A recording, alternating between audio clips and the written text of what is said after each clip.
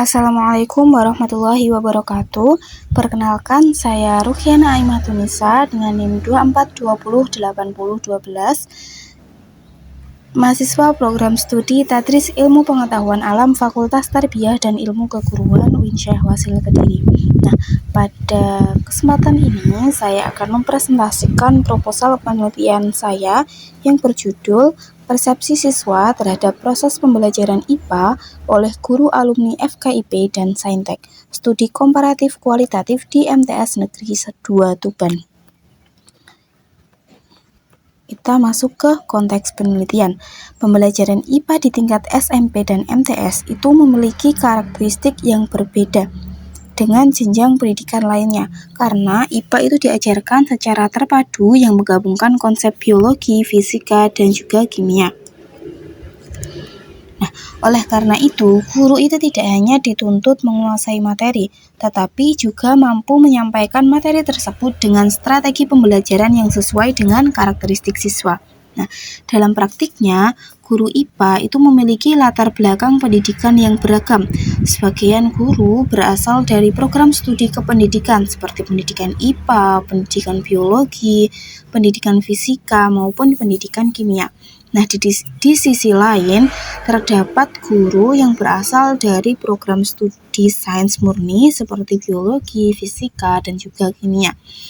Nah, perbedaan latar belakang pendidikan tersebut diduga dapat memengaruhi proses pembelajaran yang berlangsung di kelas. Namun, sebagian besar peneliti terdahulu memiliki lebih banyak berfokus pada kompetensi guru dan kendala pembelajaran IPA terpadu. Nah, sementara itu, penelitian yang mengkaji pembelajaran dari sudut pandang siswa itu masih relatif terbatas. Nah, berdasarkan kondisi tersebut, saya tertarik untuk mengetahui bagaimana persepsi siswa terhadap proses pembelajaran IPA yang dilakukan oleh guru alumni FKIP dan guru alumni Saintek di MTS Negeri 2 Tuban. Nah, berdasarkan konteks penelitian yang telah dipaparkan, selanjutnya, penelitian ini difokuskan pada dua pertanyaan utama. Yang pertama, bagaimana persepsi siswa kelas 8 dan juga kelas 9 MTS Negeri 2 Tuban terhadap proses pembelajaran IPA yang dilakukan oleh guru alumni FKIP dan guru alumni Saintek.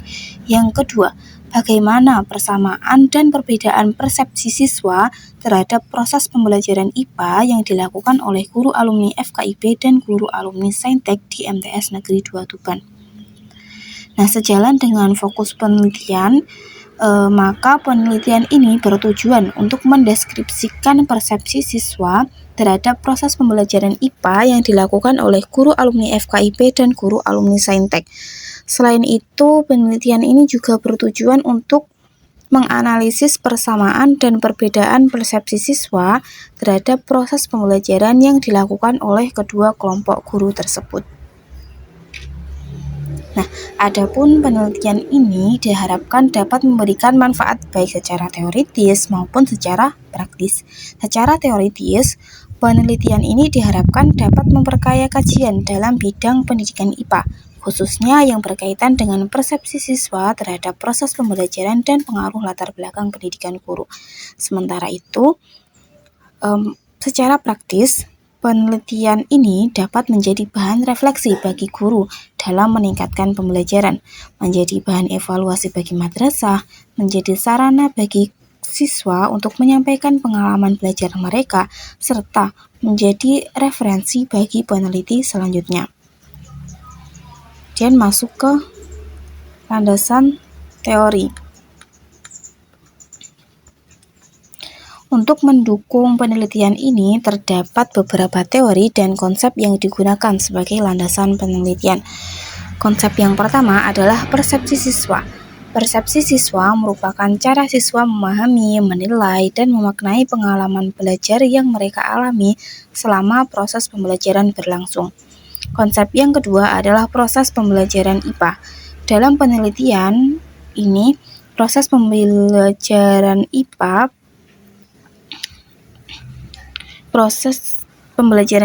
difokuskan pada beberapa aspek, yaitu penyampaian materi, terus penggunaan metode pembelajaran, interaksi guru dan siswa, pengelolaan kelas, penggunaan media pembelajaran, pemberian motivasi dan umpan balik kepada siswa. Selanjutnya, penelitian ini juga membahas latar belakang pendidikan guru yang dibedakan menjadi guru alumni FKIP dan juga guru alumni Saintek. Untuk memperkuat analisis Saintek, analisis penelitian digunakan teori pedagogical content knowledge atau PCK yang dikemukakan oleh Sulman. Teori ini menjelaskan bahwa guru yang efektif tidak hanya menguasai materi pelajaran, tetapi juga mampu mengajarkan materi tersebut dengan cara yang mudah dipahami oleh siswa. Nah, dengan menggunakan teori ini, peneliti dapat memahami bagaimana perbedaan latar belakang pendidikan guru berpotensi memengaruhi proses pembelajaran yang dirasakan oleh siswa. Selanjutnya, setelah membahas landasan teori, selanjutnya saya akan menjelaskan metode penelitian yang digunakan.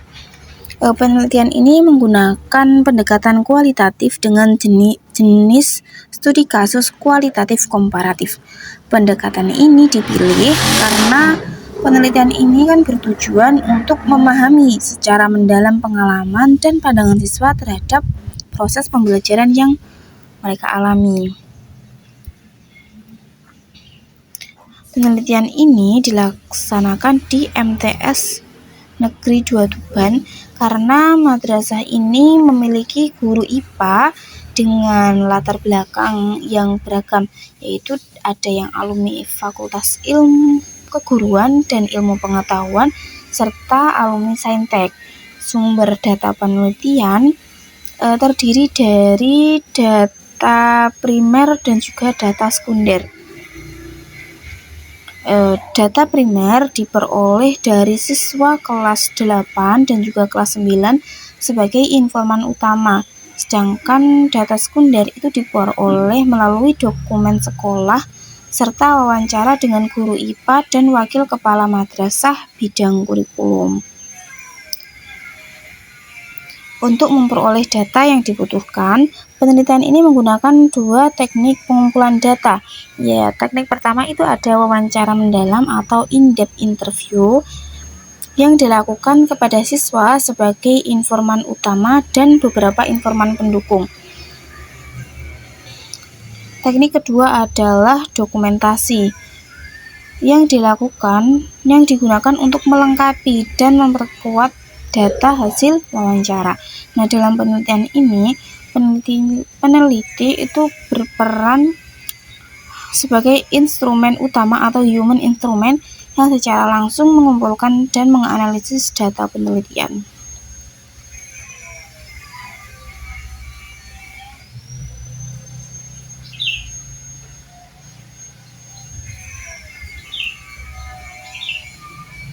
Selanjutnya yaitu keabsahan data.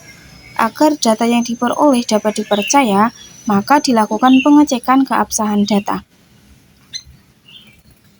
Penelitian ini menggunakan kriteria keabsahan data yang dikemukakan oleh Lin Chong dan Guba, yaitu kredibilitas, transferabilitas, dependabilitas, dan konfirmabilitas. Khusus untuk meningkatkan kredibilitas data, peneliti ini menggunakan triangulasi sumber, triangulasi metode, dan member check. Selanjutnya ada setelah data terkumpul, langkah berikutnya itu adalah melakukan analisis data. Nah, setelah data terkumpul, langkah berikutnya itu adalah melakukan analisis data. Penelitian ini itu menggunakan model analisis interaktif Miles, Huberman, dan Saldana yang terdiri atas 4 tahapan, yaitu pengumpulan data, kondensasi data, penyajian data, serta penarikan kesimpulan dan verifikasi. Keempat tahapan tersebut dilakukan secara berkelanjutan selama proses penelitian berlangsung sehingga diperoleh temuan yang valid dan dapat dipertanggungjawabkan. Secara umum, penelitian ini dilaksanakan melalui 3 tahapan utama, Tahapan pertama itu ada tahap pralapangan. Tahap pralapangan yaitu meliputi penyusunan proposal studi literatur, penyusunan instrumen penelitian, dan pengurusan perizinan. Kemudian tahap yang kedua itu ada tahap pekerjaan lapangan, yaitu proses pengumpulan data melalui wawancara dan juga dokumentasi tadi. Sedangkan langkah yang ketiga itu ada analisis data dan penyusunan laporan, sehingga diperoleh kesimpulan penelitian. Oke, ini adalah sistematika pembahasan untuk proposal ini. Ada pendahuluan di bab 1, kemudian di bab 2 ada landasan teori, di bab ketiga itu ada metode penelitian, kemudian di bab keempat ada paparan data dan temuan penelitian, di bab kelima ada pembahasan, dan di bab keenam ada penutup. Kemudian ini adalah rencana daftar isi, ada bagian awal, kemudian ada bagian inti, kemudian ada bagian akhir. Ini adalah daftar pustaka yang saya gunakan.